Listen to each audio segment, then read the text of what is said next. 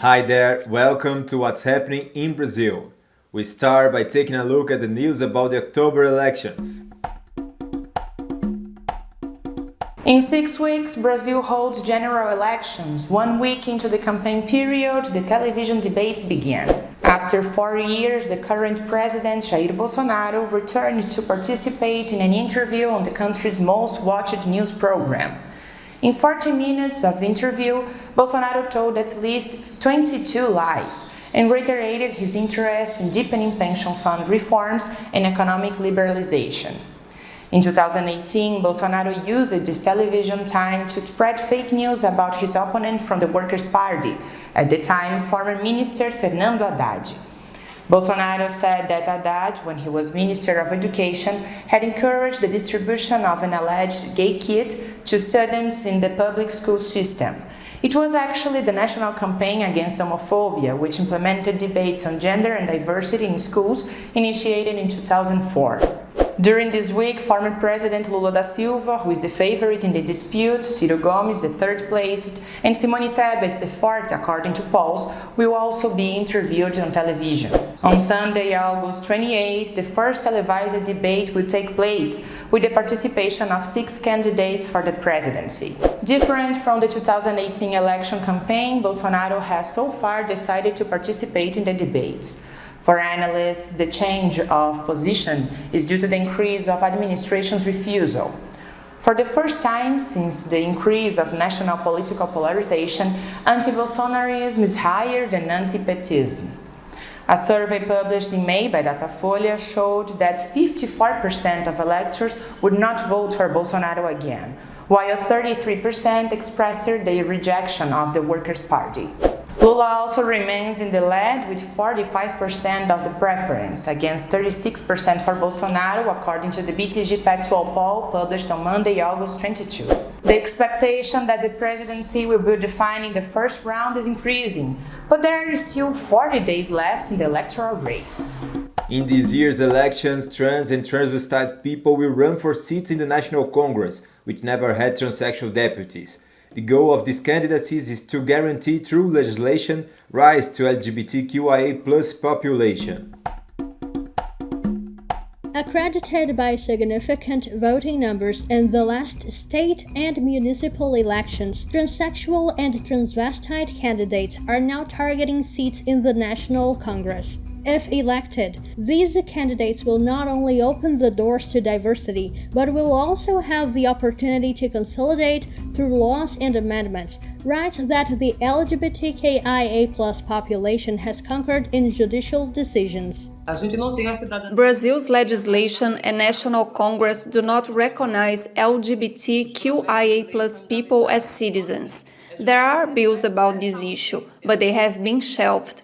If we don't advance with our agenda in the legislative power, we need to constrain the judiciary to carry out this judicial activism, so to speak, in the face of pressure from social movements. In recent years, higher levels of the justice system, such as the Supreme Court and the Brazilian equivalent to the Court of Appeals, have decided in favor of a series of historic claims following international treaties. These legal decisions include, for instance, the recognition of same-sex marriage, the ratification of name and gender in registry offices, and the inclusion of trans women in the Maria da Penha law for protection against aggressors. There was no law or amendment voted on by the plenary.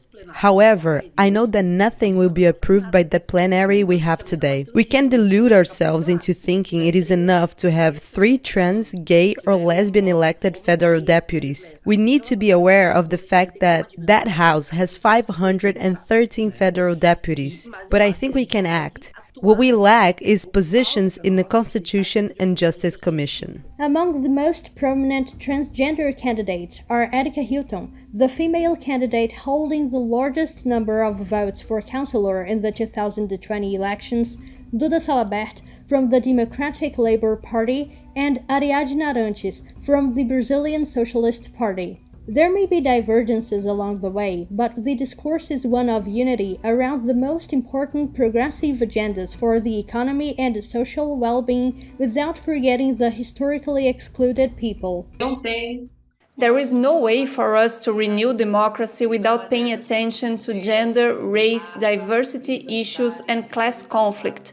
Because when we say that the priority is to overthrow Bolsonaro, and just after it we will discuss race, gender, and class conflict, this is a wrong way to look at how we are going to carry out this social transformation. Throughout Brazil's low-income outskirt neighborhoods, there's a lot of culture being produced, including comics. We attended Perifacon, an event in the city of São Paulo that gathers comic artists from these neighborhoods, to know who are the artists that bring to comics the life experience of black and low-income people.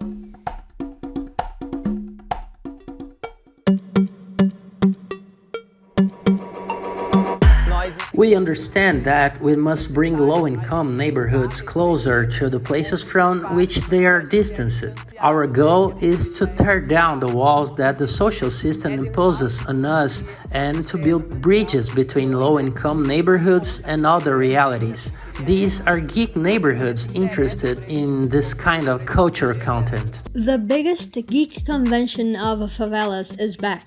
In 2022, the second edition of Perifacon brought together more than 4,000 people in Brasilândia, a neighborhood in the outskirts of the city of São Paulo. One of the prominent artists of the contemporary black comic scene is Marília Mars.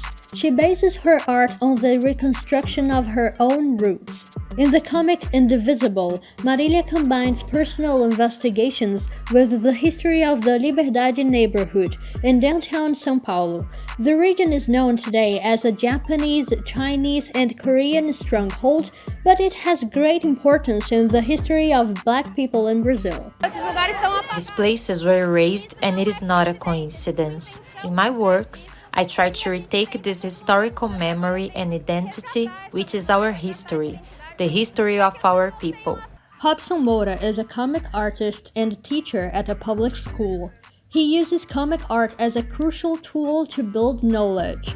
In Casa Grande, the artist tells the story of three openly racist brothers who inherit a colonial house. Inside it, they must confront the ghosts of the past. It's a subversion of who's the good guy and who's the bad guy. Usually, in haunted houses, people are haunted by something they are not to blame for. But in this case, they are the ones to blame, because it is part of their own family history. Representativeness is a central matter in Limão's comics. I didn't see people like me in other kinds of art, so I thought it was where I could talk about it. To talk about fat people, non-binary people, and black people in a beautiful and soft way.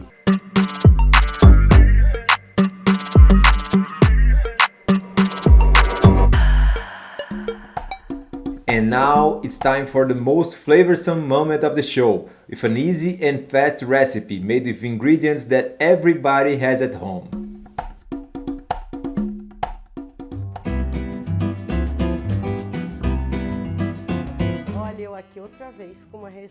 Here I am again with another tasty and nourishing recipe that has a good cost benefit. I'm talking about a pumpkin pirão thickened with a bit of cassava flour, finished with lots of green onion and eggs.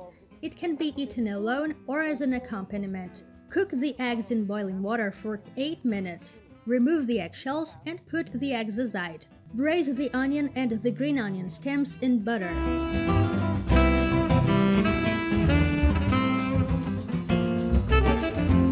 Add garlic and braise it.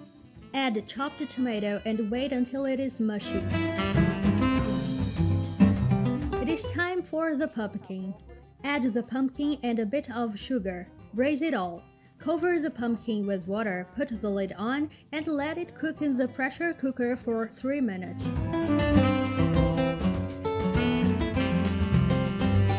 The pumpkin is very soft. Now I will mash it. It is cooked and I have already mashed the pumpkin. Now I will thicken the pirão by adding cassava flour. The sopirão is ready, look at it. Now I'll add pepper, green onion, and cilantro leaves.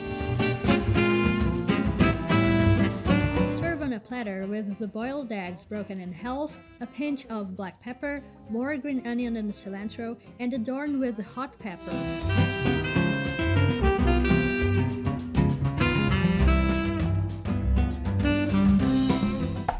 Did you like the show? So hit the like button and share with your friends. Don't forget to subscribe to our channel to receive notifications. We'll see you next week.